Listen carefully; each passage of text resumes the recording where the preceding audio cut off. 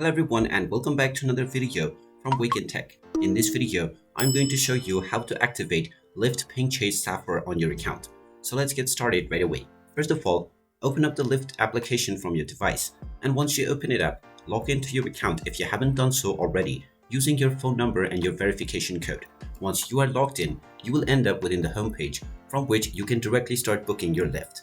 Now, if you wish to activate Lyft Pink Sapphire, then click on the menu icon at the top left corner, and now you will find the Lyft Pink option. Go ahead and tap on it, and this will provide you with a button which says claim 1 month free trial.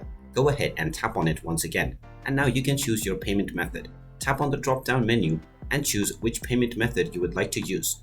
And once you choose your payment method, you can tap on Join Lyft Pink option. Go ahead and tap on it, and now the displayed sum will be deducted from your account, and the Lyft Pink will be activated on your account right away. And there you have it. That is how easy it is to activate Lyft Pink Sapphire Plus. If you find this video helpful, make sure you hit that like button and subscribe to our channel if you haven't done so already. Also ring that notification bell to never miss another update from us. Thank you for watching, and I will see you again in the next video.